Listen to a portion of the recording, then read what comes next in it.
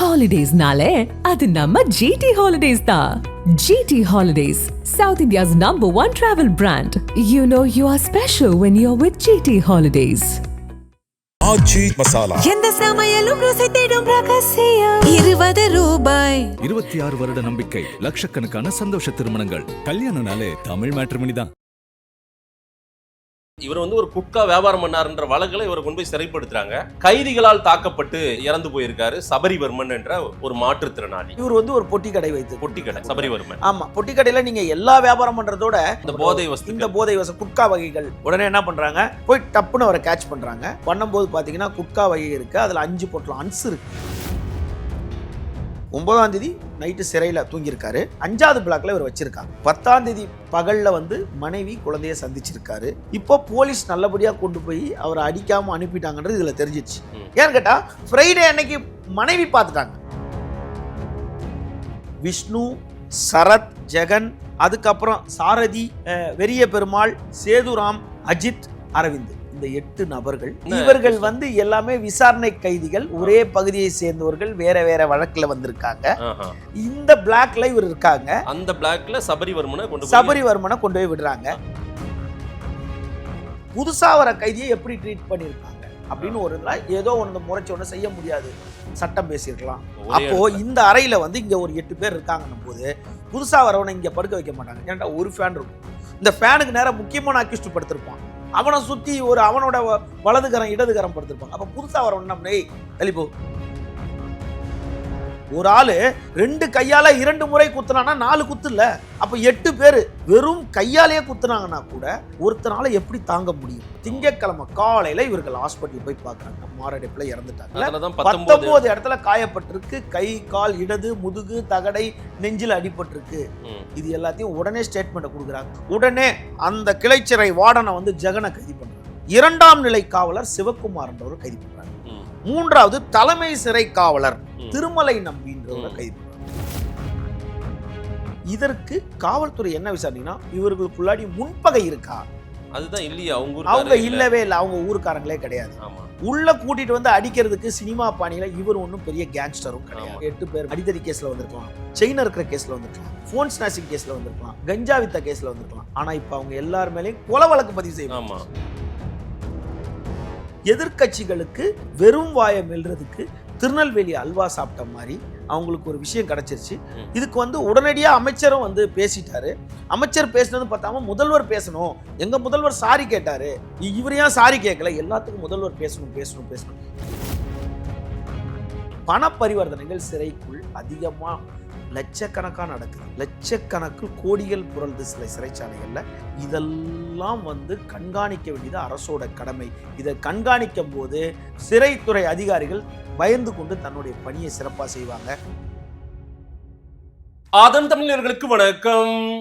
பல்வேறு துறைகளில் ஆக சிறந்த ஆளுமைகளை சந்தித்து நாம் நேர்காணல் எடுத்து வருகிறோம். அந்த வகையில் மீண்டும் நம்மோடு இணைந்திருக்கிறார் புலனாய்வு பத்திரிகையாளர் திரு விமலேஸ்வரன் அவர்கள். அவரிடம் கேட்பதற்கு நிறைய இருக்கின்ற வாரங்களோடமே கேட்போம். வணக்கம் விமலேஸ்வர். வணக்கம் சகோதரர். விமலேஸ்வர், இந்த தாவேகா ஆட்சி தொடங்கிய பிறகாகவும் இந்த ஆட்சியிலும் இந்த காவல் மரணங்கள் தொடர்கதையாவே இருந்துட்டு இருக்குது. ஏற்கனவே இந்த சிறை மரணங்கள், லாக்அப் டெத், இது காவல் மரணம். நீதிமன்றத்தின் வாயிலாக அவர் வந்து சிறைப்படுத்தப்படுகிறார். அங்க இருக்கும்போது கைதிகளால் தாக்கப்பட்டு இறந்து போயிருக்காரு சபரிவர்மன் என்ற ஒரு மாற்றுத்திறனாளி. இது வந்து கன்னியாகுமரி மாவட்டம் சுசீந்திரம் பகுதியை சார்ந்தவர். இவர் வந்து நாகர்கோயில் அந்த சிறை கைதி சபரிவர்மன். உண்மையில் என்ன நடந்தது? இவர் வந்து ஒரு குட்கா வியாபாரம் பண்ணாருன்ற வழக்குல இவரை கொண்டு போய் சிறைப்படுத்துறாங்க. சிறைக்குள்ள கைதிகள்லாம் சேர்ந்து இவரை வந்து தாக்கி அடிச்சே கொண்டிருக்காங்க. இதனுடைய உண்மை காரணம் என்ன நடந்துச்சு? கன்னியாகுமரி மாவட்டம் தென் தாமரைக்குளம் காவல் நிலைய எல்லைக்குட்பட்ட பகுதியான ஈத்தன்காடுன்ற ஒரு கிராமம். அந்த ஈத்தன்காடுன்றதுல தான் வந்து பகுதியை சேர்ந்தவர் தான் சபரிவர்மன். 33லேருந்து 34 வயசுக்குள்ள தான் அவர் மாற்றுத்திறனாளினா 100%, 60%, 70% மாற்றுத்திறனாளியில் ஒரு கை, அவருடைய ஒரு இடது கை மட்டும் கொஞ்சம் ஒரு மாதிரி வளைந்து ஒரு சிறிய ஒரு அமைப்பு இதாக இருக்கும். அது மாற்றுத்திறனாளியில் வகையில் தான் கொஞ்சம் இருக்கும். அவருக்கு வந்து 2.5 வயதில் ஒரு குழந்தை இருக்குது அப்படின்றாங்க. ஒரு 25-26 வயதில் மனைவி அவங்களுக்கு. அவர் வந்து கடையில் வழக்கமாக பார்த்தீங்கன்னா கிராமப்புறங்களில் எல்லா இடத்துலையுமே தென் மாவட்டங்கள் எல்லா இடத்துலையுமே இப்போது வந்து நம்ம எப்படி சிட்டிக்குள்ளே வந்து டாஸ்மாக்லேருந்து ஒரு தொலைவில் நின்று போலீஸ் வந்து குடிச்சிட்டு வராங்களாம் ட்ரிங்க் அண்ட் ட்ரைவ் பிடிக்கிற மாதிரி இந்த சம்பந்தமாக விசாரிக்கும் போது நம்மளுக்கு பல மாவட்டங்கள் வந்து சொன்னது என்னென்னா சனிக்கிழமை கிராமப்புறத்துலேருந்து குடிச்சிட்டு கூலி தொழிலாளிகள் குடிச்சிட்டு வந்தால் கூட அவங்கள வந்து விட்டுடுறாங்க. முதல் வாய்க்குள்ளே அந்த அன்ஸு கூல்லிப்லாம் இருக்கான்னு செக் பண்ணுறாங்கன்றது என்னிடம் நேற்று 4 பேர் சொன்னது. போதை வஸ்துக்கள் குட்கா வகை அந்த கூல்லிப்பு அன்ஸு புகையிலையெல்லாம் வாயில் முதல் வாய்க்குள்ளே இருக்கான்றதான் செக் பண்ணுறான். குடிச்சிட்டு வந்திருக்கான்னு கூட போலீஸ் செக் பண்ணுறது இல்லை. ஏன்னு கேட்டால் பிடிச்சவனா என்ன பண்ணுவாங்கன்னு கேட்டால் அதில் யாராவது வீக்காக இருக்கவங்கள பிடிச்சி எங்கே வாங்கினேன் அந்த கடையை கொண்டா அப்படின்னும் போது எல்லா இப்போ பெரிய பெரிய சூப்பர் மார்க்கெட் வணிக நிறுவனங்கள் பெரிய பெரிய ஃபேன்சி ஸ்டோர் பெரிய பெரிய கடைகளில் வெத்தலைப்பாக்கு கடைகளில் அது விற்கிறது கிடையாது. சின்ன சின்ன இது வந்து கூலி தொழிலாளி புலங்க சின்ன சின்ன கிராமப்புறங்கள்லேயே அந்த மாதிரி இருக்க சின்ன சின்ன கடைகளில் அந்த பகுதியில் பார்க்கும்போது இந்த சென்னையில் அன்ஸு அப்படின்ற போது அந்த பகுதியில் கணேஷ் புயலைன்னு சொல்லிட்டு அன்ஸ் வகையை சார்ந்த கணேஷ் புயலைன்றது தென் மாவட்டங்கள் முழுவதும் இருக்குது. அதாவது நெல்லை, கன்னியாகுமரி, சிவகங்கை, ராம்நாட்டில் ஆரம்பித்து எல்லா ஊர்லேயும் கணேஷ் புகையிலை அதுதான் அதிகமாக இருக்குது. சரி, அந்த அன்ஸ் மாதிரியே இருக்கும். இப்போ அதை வச்சு பிடிச்ச உடனே என்ன பண்ணால் அந்த கடைகளில் விற்கும் போது ஒரு 20 ரூபா 30 ரூபா பொருளை 60 ரூபாய்க்கு விற்கிறாங்க. இப்போ ஒரு கிராமத்தில் ஒரு 4 கால் கிலோ சக்கரை விற்றா கூட உங்களுக்கு 60 ரூபா 40 ரூபா லாபம் கிடைக்காது. அப்போ ஒரு அன்ஸ் பாக்கெட் விற்றா உங்களுக்கு 30லேருந்து 40 ரூபா லாபம். இவர் என்ன மளிகை கடை மாதிரி வச்சிருந்தாரு? ஆமாம், இவர் வந்து ஒரு பொட்டி கடை வைத்து சபரிவர்மன். ஆமாம், பொட்டி கடையில் நீங்கள் எல்லா வியாபாரம் பண்ணுறதோட இது போன்ற அன்ஸ் வியாபாரம் இந்த போதை வச குட்கா வகைகள் வியாபாரம் பண்ணும்போது அப்போ குட்கான்றது வந்து நீங்கள் கணேஷ் புயலையாக இருந்தாலும் அன்ஸாக இருந்தாலும் தம்பாக்கா இருந்தாலும் இந்த கூழ்லிப்பு இது எல்லாமே குட்கா வகைக்குள்ளே வந்துடுதுல்ல. ஓகே, இந்த அந்த பாக்குகள் வகைகள் இது எல்லாமே குட்கா வகைக்குள்ளே இதுவும் குட்கா இதுக்கும் தனியாக அன்ஸுக்குன்னு தனியாக ஒரு வழக்கு கிடையாது. குட்கா வழக்கு தானே. இது போன்ற வழக்கு இந்த மாதிரி என்ன பண்ணுவாங்க அங்கே பகுதியில் இருக்க காவல்துறையிலேருந்து என்ன பண்ணுவாங்க, யாரா ஒருத்தர் ஒரு கடைக்கு போயிட்டு யாரையாவது விட்டு வாங்க சொல்லுவாங்களாம், போய் வாங்கிட்டு வாடா அப்படின்னு சொல்லிட்டு போய் வாங்கிட்டு வந்தோன்னா பக்குன்னு போய் அவங்கள பிடிச்சிட்டு இதெல்லாம் விற்கக்கூடாதுன்னு சொன்ன உடனே அந்த தேவைக்கு அந்த கிராமப்புறத்தில் இருக்கவங்க என்ன போனால் ஒரு 4000 5000 இப்போ சரியான வார்த்தை சொல்லணும்னா பிச்சு பிராஞ்சி ஒரு 4000 5000 கொடுத்தோன்னா வாங்கிட்டு போகிறோம். இது தொடர்ந்து நடந்து கொண்டு தான் இருக்குது. எவிடன்ஸ்லாம் வேணால் நம்மகிட்ட 2-3 கேஸ் போடணும். நிறைய நமக்கிட்டே நிறைய தகவல்லாம் இருக்குது இது சம்மந்தமாக வேறு மாவட்டங்களில். இதை தான் கிராமப்புறங்களில் பண்ணி சபரிவர்மன் என்ன பண்ணுவார், தன்னுடைய கடையில் வந்து குட்கா சிகரெட்லாம் வைக்கும்போது இப்போ ஒரு போலீஸ் வருவாங்க, இளைஞர் நீங்கள் அந்த பையன் பார்த்தீங்கன்னா நல்லா ஆள் முகத்தை பார்க்கும்போது நல்லா ஸ்மார்ட்டான பையனை மாதிரி தான் தெரியுது உங்களுக்கு. இப்போ கடைக்கு போகிறாங்க, ஏய் என்னடா அன்ஸு தம்பாக்கெல்லாம் விற்கிறியாமே புயலை விற்கிறியாமே, ஐயா இல்லைங்கய்யா, ஏய் எல்லாம் எங்களுக்கு தெரியும், சரி கொடு ஒரு 2000 ரூபாய் கொடுன்னு பல முறை கேட்டும் வாங்கிட்டு போனதாகவும் பல முறை வந்து பொருட்கள் வாங்கிட்டு காசு கொடுக்காம போனதாகவும் இதெல்லாம் தொடர்ந்து நடந்து கொண்டு தான் இருக்கு. திடீர்னு அன்னைக்கு இவங்களை போய் பிடிக்கும் போது அவனை போய் பிடிச்சிருக்காங்க. ஏதோ அதாவது அன்னைக்கே போய் காசு கேட்டு அன்னைக்கே இவன் காசு தரல இல்லை ஏட்டையான்னு சொன்னதுனால அன்னைக்கே இவனை பிடிக்கல. பல நாட்கள் முன்னாடியே வந்து இவங்ககிட்ட எதுக்கு ஏட்டையா இதெல்லாம் காசு இல்லை எதனா காசு கூறானும் போது அந்த வெஞ்சன்ஸ் காவல்துறைக்கு லோக்கல் காவலருக்கு இருந்து கொண்டு தான் இருக்கு. இந்த தாமரைக்குளம் காவல் நிலைய எல்லைக்குட்பட்டு தென் தாமரைக்குளம். உடனே என்ன பண்றாங்க, போய் டப்புன்னு அவரை கேட்ச் பண்றாங்க. பண்ணும்போது பார்த்தீங்கன்னா குட்கா வகை இருக்குது, அதில் 5 பொட்டலம் அன்ஸ் இருக்குது. கணேஷ் புகையோலோட அவரை வியாழக்கிழமை அதாவது 9ஆம் தேதி வியாழக்கிழமை காலையில் அவரை கூப்பிட்டுக்கிட்டு இந்த மாதம் இப்போது வியாழக்கிழமை அவரை வியாழக்கிழமை அன்று 9ஆம் தேதி அன்று கூட்டிகிட்டு நேர சபரிவர்மன் ஏற்கனவே ஏதாவது அரெஸ்ட் ஆகி ஏற்கனவே உள்ள போனதெல்லாம் இல்லை. இந்த மாதிரி ஸ்டேஷன்ல குட்காக்காக அப்பப்போ வர்றது காசு கொடுக்கறது இப்படி தான் இருந்திருக்கே தவிர ஸ்டேஷன் போறது வர்றது இப்படி தான் இருந்திருக்கே தவிர அவர் மேல வழக்கு எதுவும் பண்ணி சொல்ல சிறைக்கெல்லாம் அவர் அனுப்பல. இந்த முறை என்ன பண்றாங்க, இவர் தொடர்ந்து எச்சரிச்சுக்கிட்டு வந்துடும் இந்த மாதிரி அன்ஸோட மாட்டிக்கிட்டான் அப்படின்போது கூட்டிட்டு வந்தோன்னா பின்னாடி அவங்க மனைவிலாம் வராங்க. மனைவி வந்தோடனே ரேஷன் கார்டெலாம் எடுத்துகிட்டு வர சொல்லிட்டு நீங்கள் காவல் நிலையெல்லாம் ரேஷன் கார்டு ஆதார் கார்டு எடுத்துகிட்டு சொல்லுவோம். வந்தவுடனே அப்போ ஒரு ஃபைன் கட்டிட்டு போன்னு சொல்லி அனுப்பிச்சிடறாங்க. அனுப்பும் போது என்ன பண்ணுறாங்க, ஃபைன் கட்டு போன்னு சொல்லிட்டு ஃபோனை வச்சுட்டு போன்றாங்க. ஃபோனை வாங்கி வச்சுட்டு தரல, ஃபோனை வாங்கி வச்சு தரல. திரும்ப சாயந்தரம் வந்து உன் ஃபோனை வாங்கிட்டு போன்னு சொல்கிறாங்க. ஃபோனை வாங்கிட்டு போகிறேன்னு சரி நான் போய் ஃபோனை வாங்கிட்டு போகிறேன்னு சொல்லிட்டு இவன் இந்த சபரிவர்மன் வந்து காவல் நிலையத்துக்கு போகிறாரு. காவல் நிலையத்துக்கு போனோடனே இவரை தூக்கி அப்படியே ரிமாண்டு ஃபார்மாலிட்டிஸ் கொண்டு வந்து இன்ஸ்பெக்டர் முன்னிலையில் நிப்பாட்டி ரிமாண்டு ஃபார்மாலிட்டி காட்டி ரிமாண்டு கொண்டு போயிடுறாங்க. அனுப்பிவிட்டு எப்படி, அதாவது இல்லை முதல்ல அனுப்புறது எப்படி அனுப்பியிருப்பாங்கன்னா, இன்ஸ்பெக்டர் வேற எதனா டியூட்டியில் இருப்பாரு, லோக்கல்ல இருக்கவன் எங்கேயும் ஓட மாட்டான், மெட்டீரியலை கைப்பற்றிட்டீங்களா சரி ஃபோனை வாங்கி வச்சு அவனை வீட்டுக்கு அனுப்பிச்சு விடு. இல்லையா நடந்த விஷயம் அனுமானத்தில் ஐயா அவங்க ஊருக்காரன்லாம் சொந்தக்காரன் ஒரு 10 பேர் அமுச்சு விடியா சாயந்தரம் கூப்பிடியான்னு வந்து போறியோ என்ன இவ்வளோ மெட்டீரியல் வச்சிருக்கான் எத்தனை வாட்டி சொன்னா தூக்கிட்டு வந்து ரிமாண்ட் பண்ணி விடியா சின்ன கேஸ் பெட்டி கேஸ் போட்டு ரிமாண்ட் பண்ணி விடியா அப்படின்னு இது சொல்றது வழக்கம் தான். உடனே அவன் ஃபோன் வாங்க ஃபோனை வாங்க இன்ஸ்பெக்டர் ஐயா கூப்பிட்டாரு வா ஏன்னா நான் போய் ஃபோனை வாங்கிட்டு வந்துடுறேன்ட்டு போயிருக்கான். அப்படியே ரிமாண்டு ஃபார்மாலிட்டிஸ் காட்டுறதுக்கு முன்னாடி ஒரு மெடிக்கல் செக்கப் எடுப்பாங்க. Medical checkup normal BP level check பண்ணிவிட்டு நேராக வந்து நீதிமன்றத்தில் ஆஜர்படுத்தி வேலைக்கிழமை பார்த்தீங்கன்னா அவரை சாயந்தரம்னு போது நீதிமன்றத்தில் ஒன்று நீதிபதி குடியிருப்பில் போய் அவர் ஆஜர்படுத்தி நாகர்கோயிலில் இருக்க நேசமன்னர் பகுதியில் இருக்க அதான் நேசமன்னர் பகுதின்றவாங்க அந்த பகுதியில் இருக்க கலெக்டரேட்டுக்கு பக்கத்தில் இருக்க மாவட்ட கிளைச்சிறையில் இவர் அடைச்சிடறாங்க. அடைச்ச உடனே உங்க மனைவி எல்லாரும் முன்னாடி ஒரு ரிமாண்ட் பண்றாங்க. ரிமாண்டுக்குன்னு நீங்க வந்து டைரக்டா நீங்க வந்து மேஜிஸ்ட்ரேட் கிட்ட ஆஜர்படுத்தாம சிறைக்கு யாரையுமே கூட்டிட்டு போக முடியாது.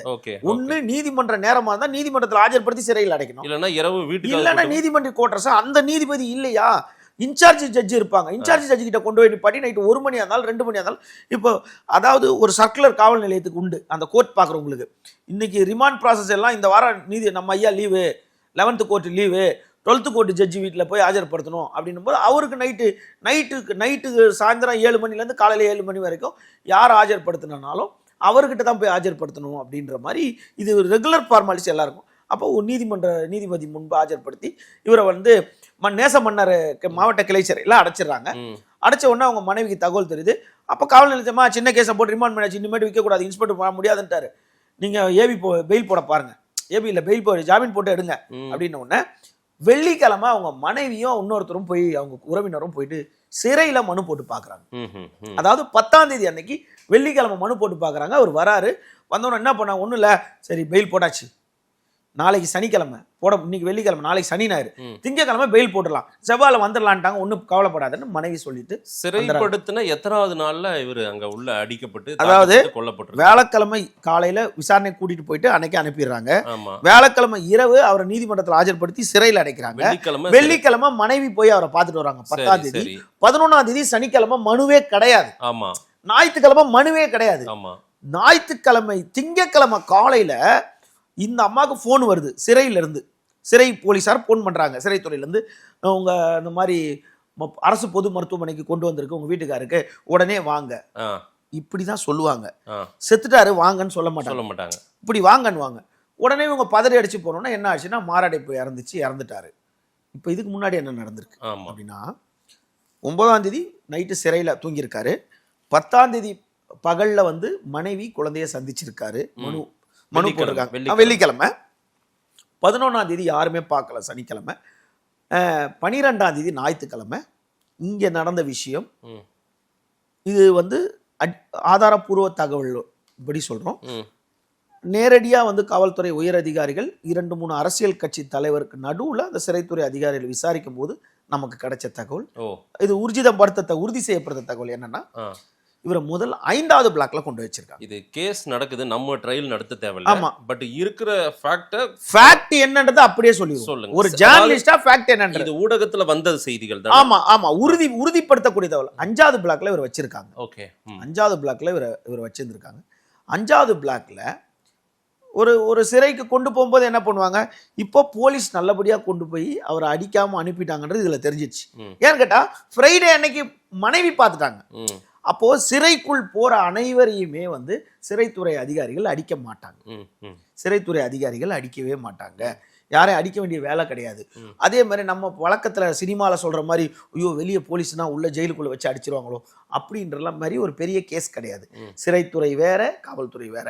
இந்த காவல்துறையிலேருந்து யார் வந்தாலும் சிறைக்குள்ள நேரா வந்து நம்ம கதவை திறந்து உள்ள அனுப்ப முடியாது. அந்த சிறைத்துறையோட முதல் கதவுக்குள்ள வந்து அந்த ரிவிஷன்ற இடத்துல எந்த காவல் நிலையத்தில் வந்தாலும் காவலர் வந்து சிறைத்துறை அதிகாரிகள் கிட்ட அந்த ரிவிஷன்ல ஒப்படைச்சிட்டு போறதோட சரி.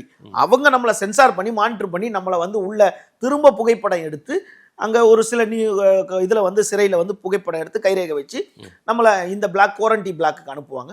குவாரண்டியில வச்சு அங்க கொண்டு போவாங்க. இது கிளைச்சிறைன்றனால நேரம் லாக்அப்ல கொண்டு போய் விட்டுருப்பாங்க. இந்த லாக்அப்ல 5வது பிளாக்ல வச்சிருக்காங்க. அந்த 5வது பிளாக்ல வந்து அங்க 8 பேர் இருக்கிறாங்க. அதுக்கு நடுவுல என்ன ஆயிடுச்சுன்னா, ஒரே தகவல் என்னன்னா, 5வது பிளாக்ல இருந்து ஞாயிற்றுக்கிழமை இரவு 1வது பிளாக்குக்கு போலீஸார் இவரை கூட்டிட்டு வந்திருக்காங்க. 5வது பிளாக்ல இருக்கவங்க இப்போ உதாரணம் சிறைக்குள்ள போறோம், சிறையில ஆல்ரெடி இது உங்க தண்டனை கைதிகள் கிடையாது, அனைவருமே விசாரணை கைதிகள். இப்போ அந்த அந்த கிளை சிறை, மாவட்ட கிளை சிறையில 5வது பிளாக்ல இருந்தவங்க பேரை நான் சொல்றேன். நாகர்கோயில். ஆமா, நாகர்கோயில் கிளை சிறையில் இருக்கவங்க. முதல் நபர் வந்து பேர் விஷ்ணு. அவரோட தந்தை பேர் வந்து வினுகுமார். அவர் வந்து உண்ணாமலை கடை பகுதியை சேர்ந்தவங்க. அவருடைய வயசு பார்த்தீங்கன்னா 21 வயசு. ரெண்டாவது பார்த்தீங்கன்னா சரத், அவருடைய வயசு பார்த்தீங்கன்னா 19 வயசு. அவர் என்ன பகுதியை சேர்ந்தா ராஜாக்கா மங்கலம்னு பக்கத்தில் இருக்கு சுனாமி காலனி பகுதியை சேர்ந்தவர். மரியான், அதாவது அன்னை மரியாள் அவங்களோட மகன். அவரோட வயசு பார்த்தீங்கன்னா 19 வயசு ஆகுது சரத். மூன்றாவது பார்த்தீங்கன்னா தீர்ப்பரப்புன்னு ஒரு பகுதி இருக்குது நாகர்கோயிலில். தீர்ப்பரப்பு நகரை தாண்டி விலைன்னு இருக்குது. தீர்ப்பரப்பு நகரை தாண்டி விலை அங்கே பகுதியை சேர்ந்தவர் அச்சுதன்னு ஒருத்தர். அவருடைய மகன் ஜெகன், வயது 40 வயது. இவர் தான் அங்கே அதிகமான வயது, 40 வயது அந்த பிளாக்ல இருக்கிறது. நாலாவது செங்கொடி முதலியார் குட்டி விலைன்னு ஒரு பகுதி இருக்கு. செங்கொடி முதலியார் குட்டி விலை பகுதியை சேர்ந்தவரை ஜஸ்டின் மகன் சரத், 20 வயசு சார்ந்தவர். அதன் பிறகு களக்காடு பகுதியை சேர்ந்தவர் ராமகிருஷ்ணன் மகன் வெறிய பெருமாள், 36 வயசு சேர்ந்தவர். அவர் 40, இவர் 36, மீதி எல்லாமே சில்ட்ரன்ஸ், சின்ன பசங்க தான். அப்புறம் இரணியல் கீழத்தெரு பகுதியை சேர்ந்த கணேசன் மகன் சேதுராம், இவருக்கு 30 வயசு. அதுக்கப்புறம் 7வது கொட்டாரம் பகுதியைச் சேர்ந்த அருள்தாஸ் மகன் அஜித், வயது 29. 8வது நபர் அகஸ்தீஸ்வரம் பகுதியைச் சேர்ந்த ராஜா மகன் அரவிந்த், வயது 27.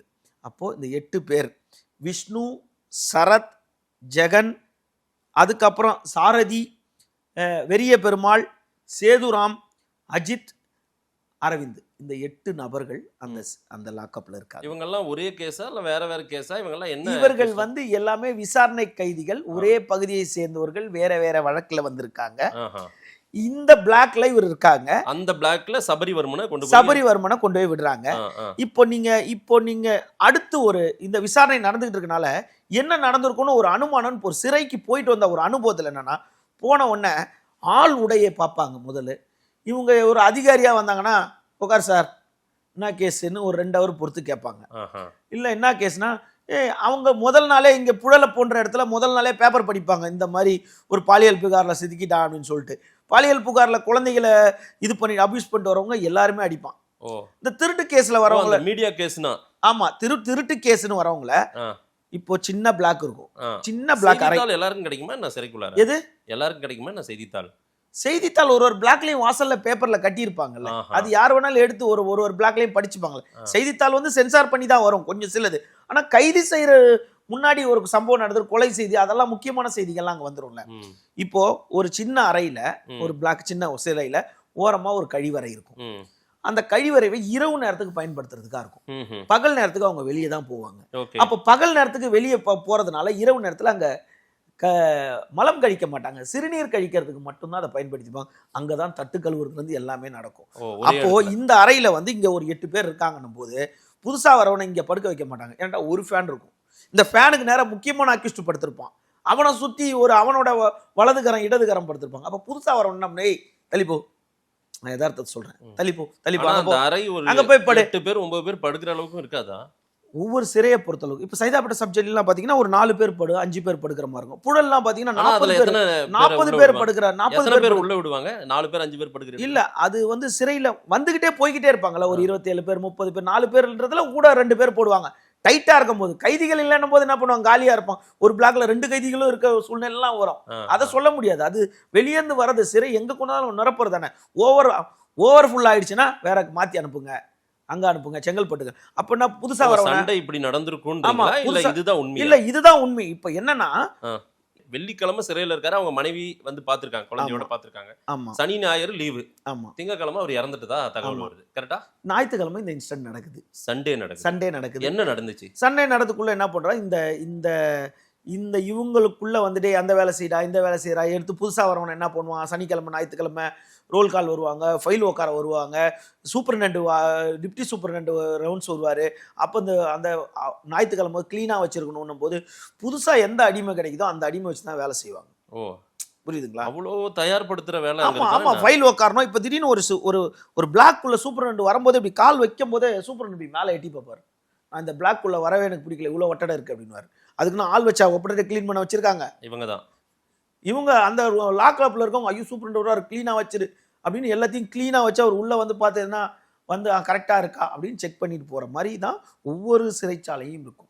அப்படின்னும் போது இங்கே வந்து அவனை புதுசாக அந்த வேலை செய் இந்த வேலை செய்யும் போது ஒன்றுக்கு பின் முரணா சொல்கிறது, முரணா வார்த்தையை பேச முன்னா நான் நெக்கில் சொல்கிறேன் வாயை மொச்சினேங்கிற அப்படின்றது.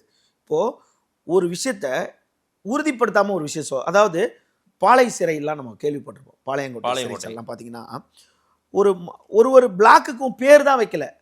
இந்த பிளாக்ல இந்த சமூகத்தால் தான் இருப்பாங்க. ஏன்னு கேட்டால் வேற எவனா வந்தா அவனே என்ன கூப்பிட்டு சொல்லலாம், ஐயா இவனை மாத்துங்கயா, இவன் வேற ஆளுங்கயா, அப்புறம் எங்களுக்கு பிரச்சனை வரக்கூடாது. அப்போ அவன் தனிப்பட்ட முறையில் அவன் தனித்து விடப்படுற போது ஐயா நான் என்ன எங்க பிளாக்லேயே போட்டுருங்க அப்படின்னும் போது பாளையெல்லாம் சமூக ரீதியா பிளாக் எவ்வளோ ஊடகங்கள் வந்திருக்கு. நாகர்கோயிலெல்லாம் அப்படி இல்லை, கிளைச்சிறையில் அப்படி இல்லைனாலும் புதுசா வர கைதியை எப்படி ட்ரீட் பண்ணியிருப்பாங்க அப்படின்னு ஒரு ஏதோ ஒன்று முறைச்ச ஒன்று செய்ய முடியாது, சட்டம் பேசியிருக்கலாம், நான் வந்து இது இல்லை குட்கா இதாக வந்திருக்கேன் அப்படின்னனால அவங்க இந்த இந்த நான் எதுக்கு இந்த ஊர் பசங்க பேரெல்லாம் 8 பேர் பேரை சொன்னேன்னா, இந்த 8 பேருமே தென் தாமரை குளம் பக்கத்தில் இருக்க ஈத்தன்காடு பகுதியை சேர்ந்தவர்கள் இல்லைன்றது இந்த 8 பேர் ஊர் பேர்ல தெரிஞ்சிருச்சு. இவர்கள் இங்க நடந்த உடனே இந்த விசாரணையில் என்ன தெரிய வருதுன்னா, 5வது பிளாக்ல இருந்து 1வது பிளாக்குக்கு ஞாயிற்றுக்கிழமை இரவு இவரை கூட்டிட்டு வந்திருக்காங்க. தாங்கலாம் கைத்தாங்கலாம் காயத்தோட கைத்தாங்களா கூட்டிட்டு வந்திருக்காங்க. சரி கைத்தாங்களா அப்போ அங்க ஞாயிற்றுக்கிழமை ஒவ்வொரு பிளாக்குள்ளயும் ரிவிஷன்ல இருக்க போலீஸார் போய் உட்காந்துருக்க முடியாது. அப்போ ஐயோ ஐயோ ஐயோன்னு ஏதோ வளரல் சத்தம், கூட இருக்க கைதிகள் ஐயா ஐயா போலீஸ் சூப்பரையா வடனையா வடனேன்னு கத்துவாங்க. கத்துறோன்னு என்ன பண்ணுவாங்க, இங்கேருந்து ஓடி போவாங்க. இவங்க ஓடி போய் என்னன்னு கேட்டா இவங்க கதவை திறந்து திரும்ப ஓடி வந்து சாவி எடுத்து வந்து கதவை திறந்து உள்ள அவனுங்க மறிக்கிறதுக்குள்ள 8 பேர் 2 கையில ஒரு ஆளு 2 முறை குத்துறான்னா ஒரு ஆள் 4 குத்து குத்துறான்னு அர்த்தமா? ஒரு ஆளு 2 கையால 2 முறை குத்துனான்னா 4 குத்து இல்ல. அப்ப 8 பேர் வெறும் கையாலேயே குத்துனாங்கன்னா கூட ஒருத்தனால எப்படி தாங்க முடியும்? 1வது பிளாக் கொண்டு வராங்க. 1வது பிளாக் நைட்டு கொண்டு வந்தது மறுநாள் காலைல விசாரணையில தான் தெரியுது. நேர அங்க கொண்டு போயிடுறாங்க. எங்க காலையில மருத்துவமனைக்கு சொல்லிடுறாங்க. குடும்பம் வருது. இந்த குடும்பம் 9ஆம் தேதி வேலைக்கிழமை, 10ஆம் தேதி வெள்ளிக்கிழமை, 11ஆம் தேதி சனிக்கிழமை, 12ஆம் தேதி ஞாயிற்றுக்கிழமை, 13ஆம் தேதி திங்கட்கிழமை காலையில இவர்கள் ஹாஸ்பிட்டல் போய் பார்க்குறாங்க. மாரடைப்புல இறந்துட்டாங்க. மாரடைப்பு இறந்துட்டாருன்னு சொல்றாங்க. இப்போ நீங்க பாத்தீங்கன்னா ஒருத்தர் நார்மலா ஒருத்தர் இறந்துட்டாருன்னா நீங்க நேராக போயிட்டு மார்ஜரியில் பார்க்கலாம், நேராக வார்டில் போய் பார்க்கலாம், ஃப்ரீசரில் பார்க்கலாம், எங்க வேணா பார்க்கலாம், டாக்டர்கிட்ட பார்க்கலாம். பட் இவர் பிரசனர் கைதியா வந்திருக்காரு, சிறை கைதியாவே அங்க கொண்டு வந்திருக்காங்க. ஓகேங்களா? அப்படின்னும் போது இவரை செத்துட்டாருன்னு தெரிஞ்ச உடனே பப்ளிக்கையோ ஃபேமிலியோ உறவின் ரிலேஷனோ பார்க்க விட மாட்டாங்க. இது ரூல்ஸ் தானே. அங்க 2 பாரா ஷேடோ போட்டிருப்பாங்க. அந்த ஷேடோ விட மாட்டேன்னா விடுறதுக்கு அவனுக்கு ரைட்ஸ் இல்ல. ஏன்டா சிறையில இருந்து கொண்டு வந்திருக்காங்க. இல்லங்க நம்ம நீங்க வந்து இல்ல நான் பார்த்தே ஆகணும் போது இந்த இடத்துல எங்க வீட்டுக்காரர் செத்து போட்டா நான் பார்க்க. இப்போ அவங்களுக்கு கிராமத்துல இருக்கவங்களுக்கு என்ன புரிஞ்சிருக்கும், விடுறதுக்கு அந்த 2 காவலாளிக்கு சட்டத்துல இடம் இல்லை. அவங்க பாவம், அவங்க ஆயுதப்படை காவலர், அவங்க விடணும்னு அவசியம் கிடையாது, அவங்க விடக்கூடாது, ரூல்ஸ் இருக்கு. இப்படின்னும் போது அங்க கூட்டம் சேர்ந்து போராட்டங்கள் வலுப்பெறும் போது டாக்டர் மருத்துவமனை வரணும், இல்லை ஜட்ஜு வந்து இந்த மாதிரி விஷயங்களுக்கு நீதி, அதாவது அங்கே இருக்க ஃபர்ஸ்ட் கிளாஸ் மேஜிஸ்ட்ரேட் வந்து ஃபர்ஸ்ட் கிளாஸ் மேஜிஸ்ட்ரேட் முன்னாடி தான் வந்து போஸ்ட்மார்ட்டம் நடைபெறும். உடனடியாக இந்த விஷயத்தை நம்ம ஒரே ஒரு விஷயத்த நீங்கள் தாவேக்கான்னு சொன்னதுனால சொல்கிறேன். உதாரணத்துக்கு முதல்வர் பேசினாரு, திருப்போணத்தில் முதல்வர் வந்து சாரின்னு கேட்டார். முதல் எத்தனை நாள் பொறுத்து சாரின்னு கேட்டார் அப்படின்னு ஒன்று இருக்கு. இங்கே பார்க்கும்போது உடனடியாக 13ஆம் தேதி காலையில் போராட்டம் ஒரு பக்கம். இப்போ போராட்டம்ன்றது உண்மையாக நடந்துச்சு. அது உங்களுக்கும் எனக்கும் போராட்டம்னா நம்மளோட கடைசி ஆயுதம் போராட்டம் தான். நம்மகிட்ட பணம் கிடையாது, எது கிடையாது. அப்போ நம்மளோட ஆயுதம் போராட்டம் தான். இதை நீங்கள் இந்த போராட்டத்தை நீங்கள் அஜித்தை எடுத்துக்கிட்டாலும் சரி, ஆகாஷை எடுத்துக்கிட்டாலும் சரி, சுராஜை எடுத்துக்கிட்டாலும் எங்கே இருந்தாலும் இந்த போராட்டம் மட்டும்தான் இன்னைக்கு இந்த சபரிவர்மன் வரைக்கும் வந்து நிற்குது. இந்த போராட்டத்தை ஒரு பக்கம் நடந்துகிட்டு இருக்கும்போது போராட்டத்தில் என்ன பண்ணுறாங்க, முதல்ல வந்து அந்த நாகர்கோயிலை சேர்ந்த எம்எல்ஏ முன்னாள் சட்டமன்ற உறுப்பினர் காந்தி அவர்கள் வராரு, கம்யூனிஸ்டுகள் வராங்க.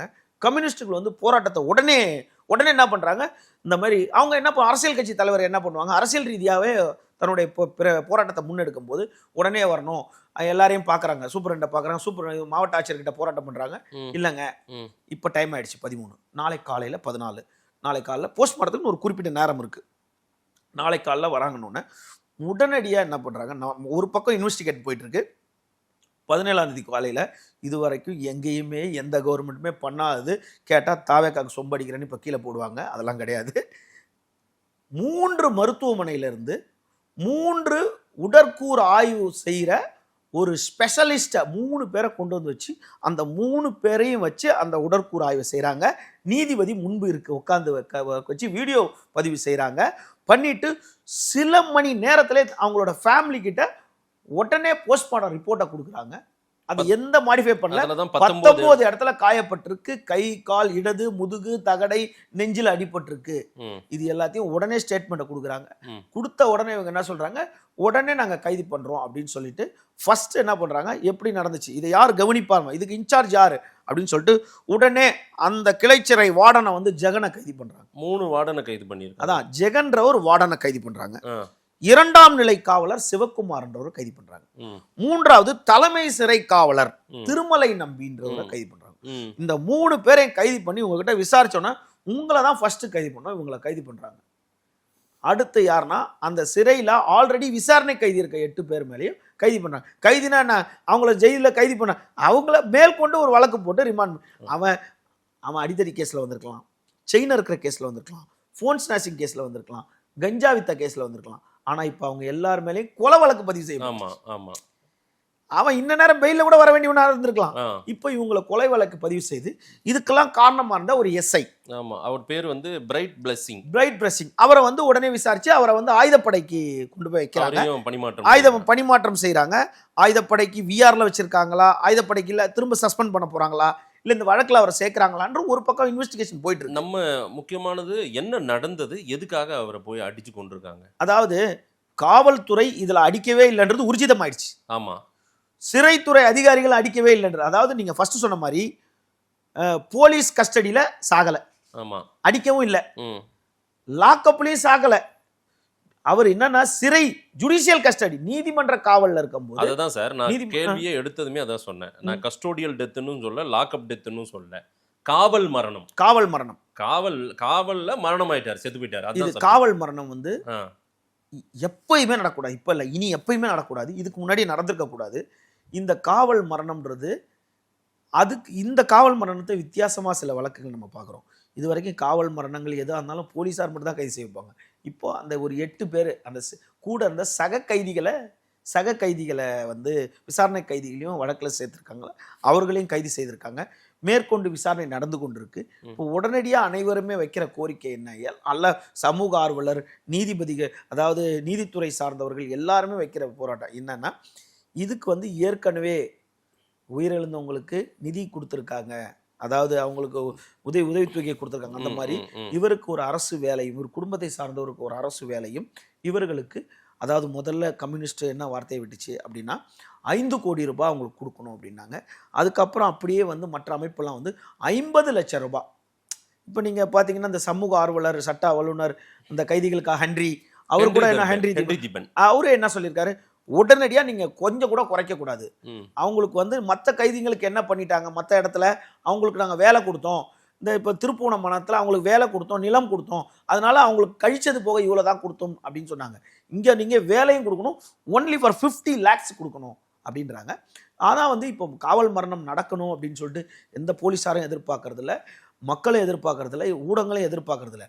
ஆனால் ஒவ்வொரு அதாவது எதிர்கட்சிகள் அவர்கள் தான் வந்து ரொம்ப விரும்புகிறாங்க. என்னன்னு கேட்டால் அவங்களுக்கு நல்லது நடக்கணும்.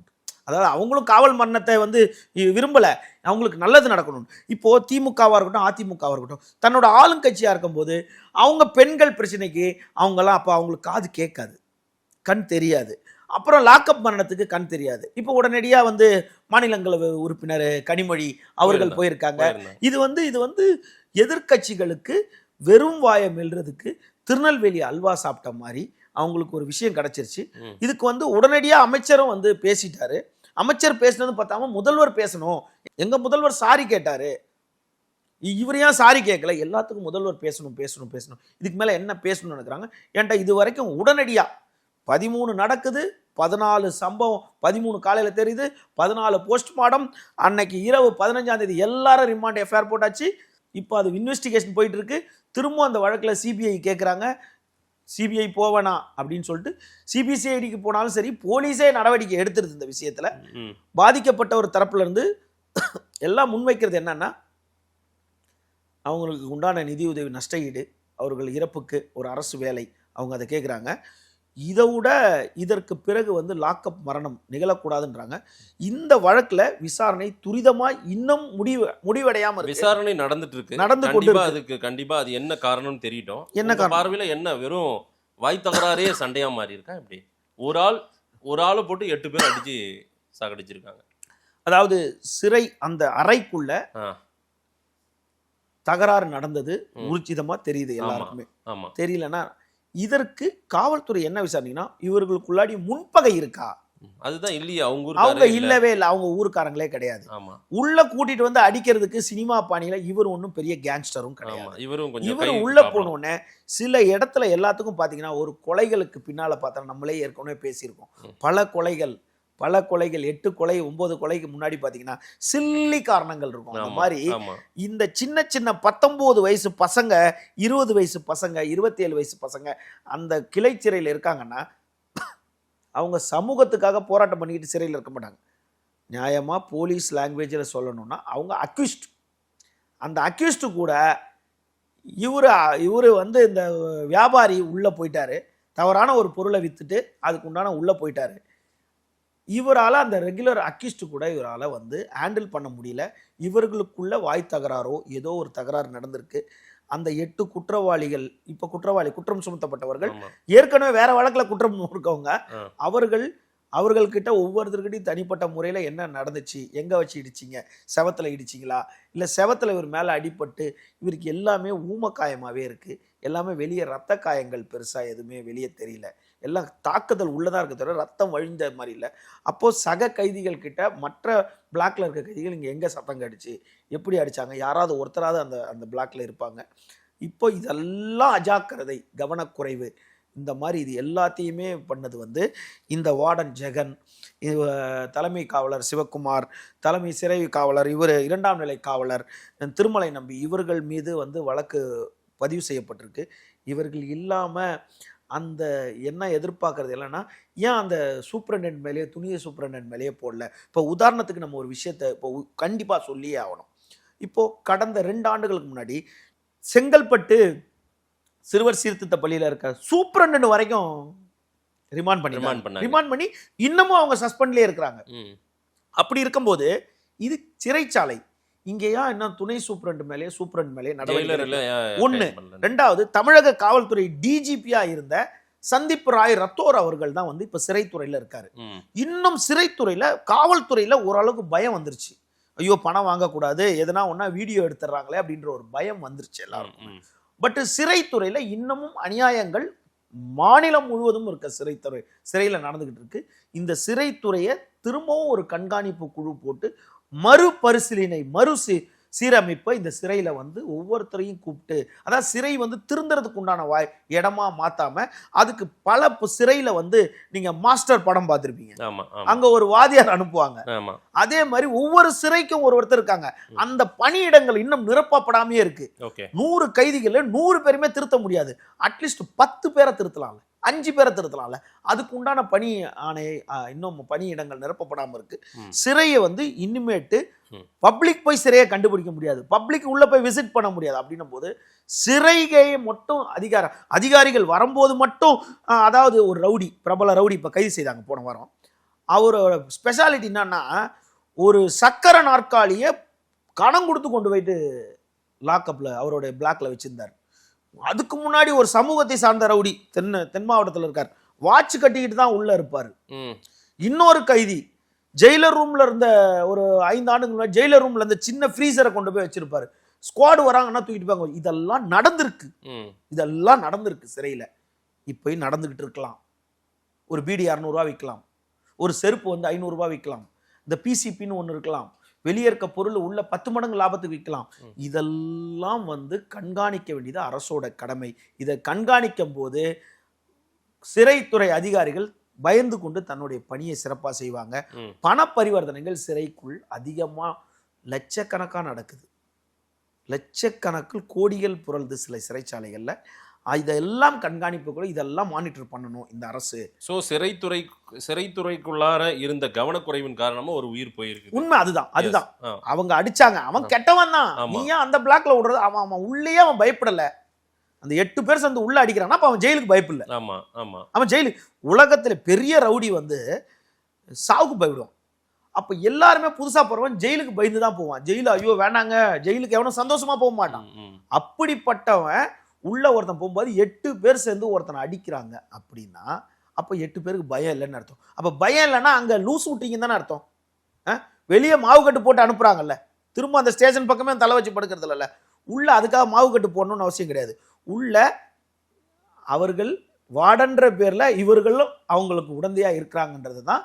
இல்லாட்டி காவல்துறை எதுக்கு அவங்கள கைது பண்ணிருக்கு பார்க்கலாம் என்னன்றது தெரியட்டும். நிறைய விஷயங்கள் நீங்க அந்த சீக்வன்ஸா சொன்னீங்க நடந்தது. இதற்கு ஒரு நீதி கிடைக்கட்டும். சபரிவர்மனுடைய கதை கடைசியில் ஜெயிலில் முடிஞ்சிருக்கு. 2-3 நாள்லேயே இந்த சம்பவம் நடந்திருக்கு. மக்கள்கிட்ட கொடுப்போம். நேரில் வந்து நேரம் கொடுத்து பேசிமிக்கு நன்றி விமலேஸ்வரன் சார். மிக்க நன்றி.